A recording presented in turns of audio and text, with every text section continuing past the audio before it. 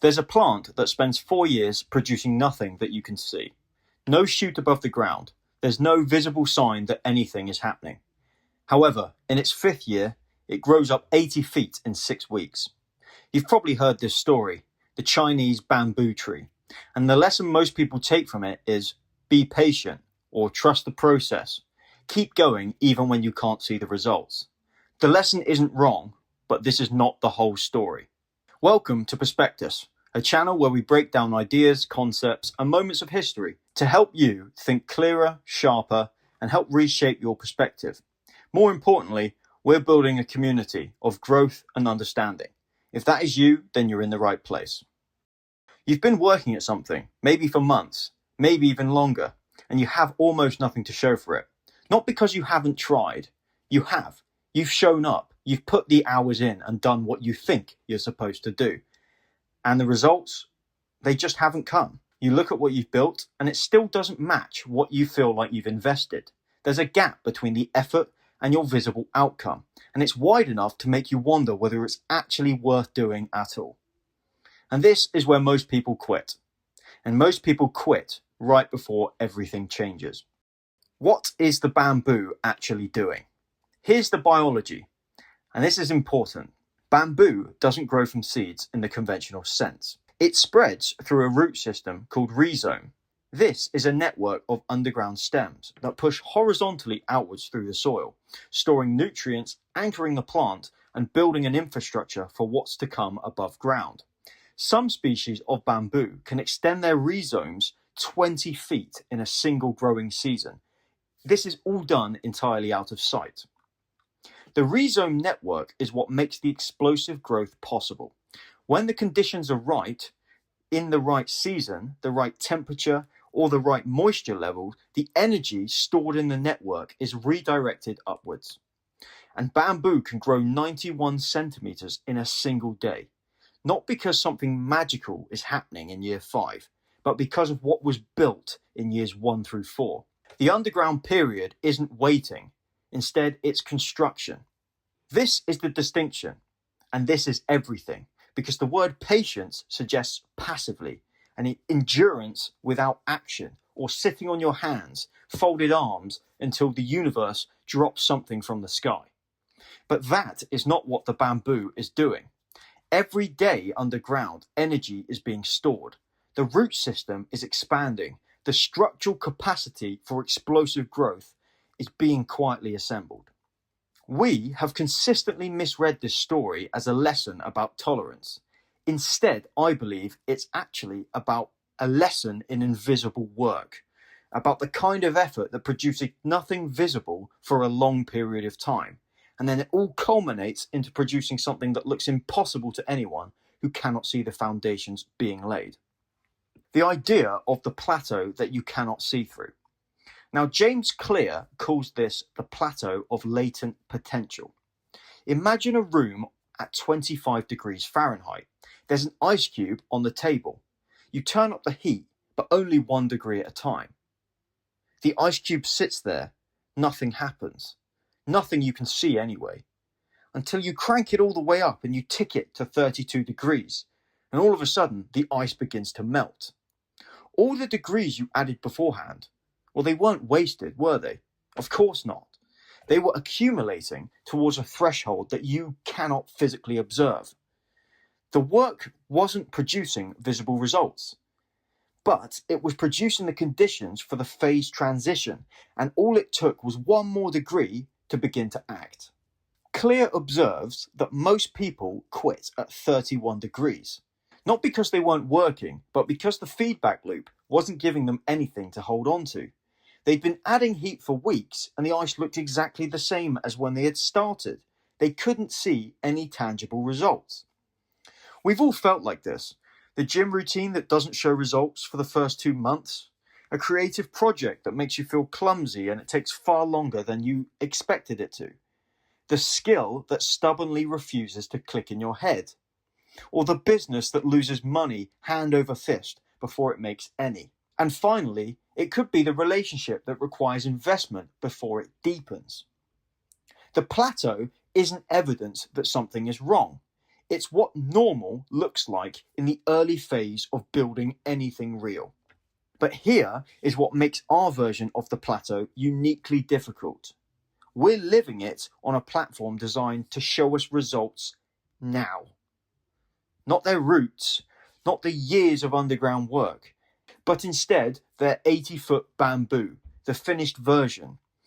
We see it at the launch, the exact moment it surfaces. We are staring at the soil, wondering how on earth this possibly could have happened.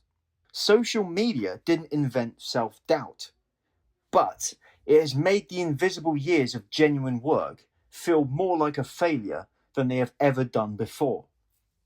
In September 1835, a 26-year-old naturalist named Charles Darwin stood in the Galapagos Islands, and he began to notice something strange about finches. The shape of their beaks varied from island to island in a way that seemed to track the specific food sources available on each one. This wasn't random, but it suggested adaptation. It suggested that species were not fixed, that they changed over time in response to their environment. However, Darwin did not publish this idea then. Instead, he returned to England. He began collecting specimens, thousands of them.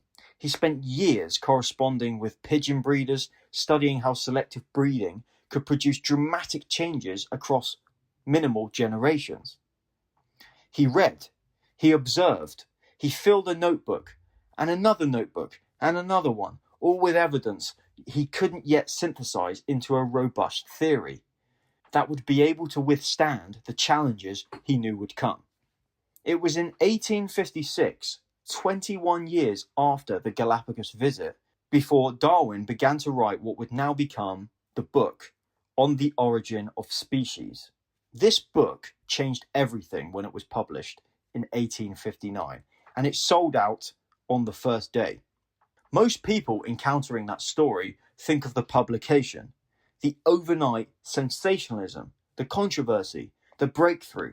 However, what they don't see is the 21-year rhizome system, the specimens, the correspondence, the notebooks, the patient assembly of a framework that was now solid enough to support one of the most consequential ideas in human history. Darwin did not wait for 20 years. He worked for 20 years in a way that produced nothing visible. However, when the conditions were right, when the root system was deep enough, the growth came fast. The breakthrough wasn't separate from the underground work. Instead, it was a direct product of it. Interestingly enough, the Stoics actually understood this principle of invisible growth. Seneca wrote that difficulty is not what stops us, it's the failure to dare. But there's something else in his writing that applies directly here.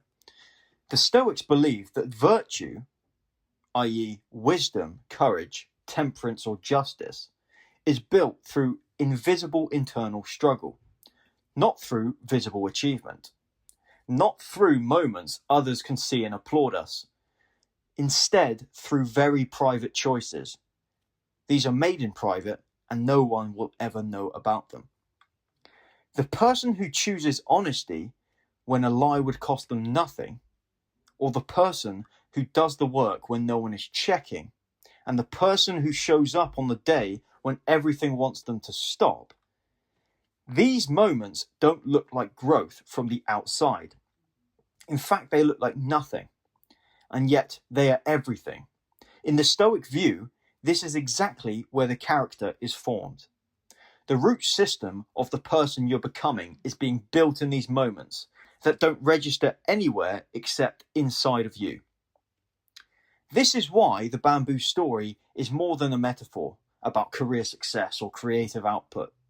It's about who you are in the years before anything is visible. The work you do in private, the standard you hold yourself to when there's no reward for holding it. Most people think that growth means visible progress. It's just a number going up or a skill that's noticeably improving, a result appearing. But the deepest growth, the growth that actually withstands the test of time, this happens underneath. It's in the formation of habits, your values, and ways of seeing that don't show up on any metric until one day they suddenly do. So, to finish off, what is the question the bamboo asks? The bamboo story has been told as a lesson about patience.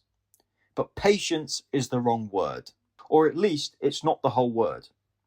Patience implies waiting, and what the bamboo is doing isn't waiting, it's building. The real question the story asks is not, can you hold on long enough for the results to come? Instead, it's, are you actually doing the underground work? This is because there's a version of the plateau that isn't the bamboo at all, where you're not building roots, you're not standing still. You're instead standing still, hoping the 5th year will arrive anyway, hoping the ice cube will melt without heat. And that's a different situation entirely. The bamboo teaches us that invisible progress is real. The effort accumulates even when it doesn't show. That the gap between input and visible output isn't evidence of failure. Instead, it's evidence of strong foundations being built. But it also teaches us something we don't say often. It's that the underground years have to mean something. That the work you do when no one can see is the most important work of all. Darwin's 20 years weren't a delay. They were the entire substance of what came after. You might be in the plateau right now. You might be looking at the soil, wondering whether anything is going to happen at all. The right question you should be asking isn't, when will things change? Instead, it's, what am I building down there? If you found value in this, make sure to like and subscribe to join the Perspectus community. We're hoping to build